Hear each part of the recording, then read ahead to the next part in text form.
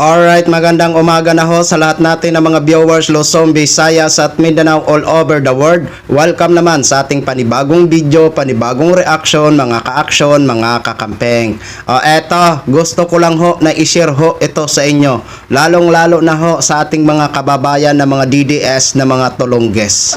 Sorry ho sa words na tulonggis ha. Yun naman ho talaga ang totoo, pero hindi ko ho nila lahat ng mga DDS kasi may mga DDS naman talaga na hindi one-sided. Nakikinig ho sila sa ibang mga discussion na kung saan ay napupulutan ho nila ng kaalaman.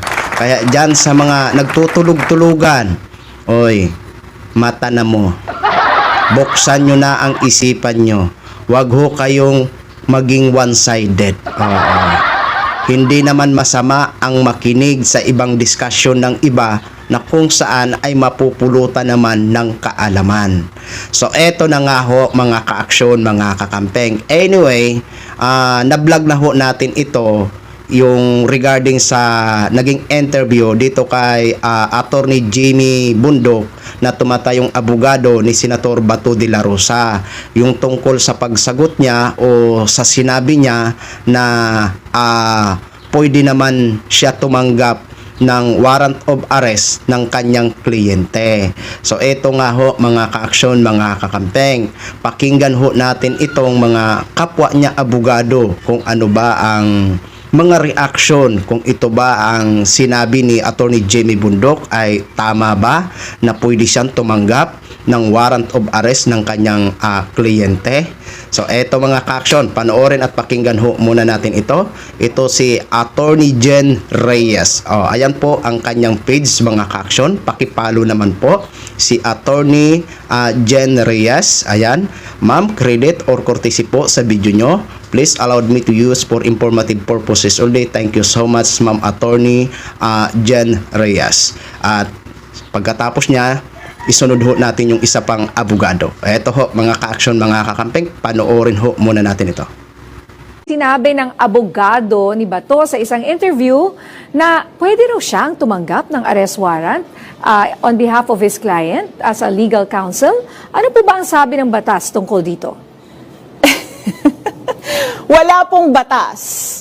Wala kaming alam na batas at wala kaming, kung may masasite sila, 'di ba? By all means, i-cite nila. Pero walang batas at walang Supreme Court decision or wala sa rules of court na ang isang abogado ng akusado ang pwedeng tumanggap ng warrant of arrest at siya ang magsiserve ng warrant na ito sa kanyang kliyente. Ang role lamang po ng isang abogado when it comes to the implementation of a warrant of arrest ay kung gustong voluntaryong sumuko ng akusado. Doon, makikipag-coordinate sa mga otoridad ang abogado. So inuulit ko, walang batas na nagsasabi na pwedeng mag-serve ng warrant of arrest ang abogado sa kanyang kliyente. Baka gusto niya siya na rin yung pumunta sa The Hague at magpakulong na rin doon. Yun na ho mga ka-action, mga kakampeng. Maliwanag na maliwanag ho ang sinabi na Attorney Jen Reyes. Walang batas na ganun na pwede tumanggap ang abogado ng warrant of arrest ng kanyang kliyente. Ayan ha, napatawa na lang ho si Attorney Jen Reyes. Ano ba naman kasi ito si Attorney Jimmy Bundok? Anyway, pakinggan ho natin itong isang abogado pa mga ka-action, mga kakampeng. Bato de la Rosa, ni Senador Bato de la Rosa, na si Attorney Jimmy Bondo kasi binabanggit na yung ibigay daw sa kanya yung ibigay daw sa kanya yung warrant, tapos sila yung magbibigay doon kay Senador. Possible ba yun? Pwede, ganun po ba talaga? Abogado mismo bibigay? Ganun po ba talaga yung proseso ng pag-i-issue ng warrant? Well, naiintindihan natin ang passion ng isang abogado na who's serving the interest of his client, no? Pero medyo katawa-tawa na yung sinasabi niya. Sapagkat ang obligasyon para mag-serve ng warrant nasa gobyerno ko, yan, nasa alagad ng batas. Hindi ho naman yan pwedeng ipasa dun sa mga abogado. At wala ho naman sa batas o kaya sa mga rules in serving a warrant na ibibigay mo yan sa abogado na at siya nang bahalang mag-serve doon. At talagang illogical ho naman yan at walang maniniwala sa ganyang proseso. Siyempre, ang interest ng kanyang kliyente, manatiling malaya siya. So, bakit natin ipagkakatiwala sa kanya? So, I think that is asking too much of the law enforcers, and that is twisting already the law in favor of the client. Yung po bang binabanggit ninyong katawa-tawa, Attorney Cayosa, kapatid ho yan ng tanga-tangahan? Well, I'm not prepared to say that out of respect for a fellow lawyer, but kayo ho ang maghusga niyan. Hindi kasi nabanggit nyo kanina, pwedeng isa sa maging alibay, nagtatanga-tangahan pero di ba sinasabi rin ng batas, ignorance of the law excuses no one? Tama po yan, lalong-lalong sa aming mga abogado. Oo. Pero attorney kayo, sa isa rin Ayun. O ano na mga DDS? Nalinawan na ba kayo? Ayan ho ha, klarong-klaro, halos magkapareha ang reaksyon or opinion ng dalawang abogado na kapwa abogado ni Attorney Jimmy Bundok. Ayan ha, klarong-klaro ho yan. At tama talaga pala yung na-share ko ho kahapon sa isang vlog ko regarding din sa sinabi ni Attorney Jimmy Bundok. Yung binasa ho natin ang revised rules of criminal procedure. So ano ba ang nakalagay doon? For short na lang, no? Kasi mahaba ho 'yun, 'di ba? Ang nakalagay doon, walang legal o hindi balido na pwede magtanggap magtanggap ng warrant of arrest ang isang abogado ng kanyang kliyente. Walang ganun.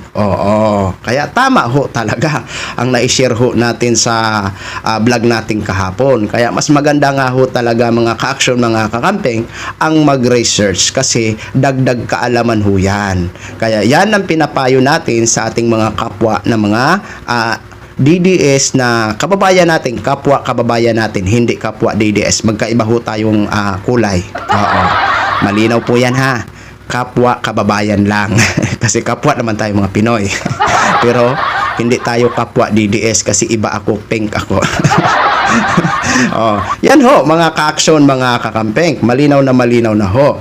Di ba? So ngayon, pag-uusapan ho natin kung ito ba si Senator Bato de la Rosa, kung ito ba ay mahuhuli pa kaya ito? Pero titingnan ho natin kasi pinag-utos na ho ng DOJ, ng Department of Justice, na pinapaaresto lang nga ho ito si Bato de la Rosa sa NBI at saka PNP. So hintayin ho natin kung anong magiging development ng PNP at saka ng NBI. At kung sakali halimbawa mahuli si Bato, kung ano ba ang proseso, kung ito ba ay anuhin muna sa Korte ng Pilipinas or ipadala agad sa dahig. So titingnan ho natin mga ka-action, mga kakambing. Mahirap naman kasi mag-una-una. Hindi naman ho talaga tayo tulad ng mga DDS na talagang kumbaga mahilig agad sila maghusga. Kahit wala pa man, husgahan agad nila. Kaya mas maganda yung mag-antabay lang tayo, no, sa mga susunod na mga balita. Okay? So yun lang ho mga ka-action, mga kakamping, no, gin-share ko lang ho sa inyo yan. Maraming salamat po sa ating mga viewers Luzon, Visayas at Mindanao all over the world. Ako po ang inyong lingkod, si The Action Man. Have a good day, everyone.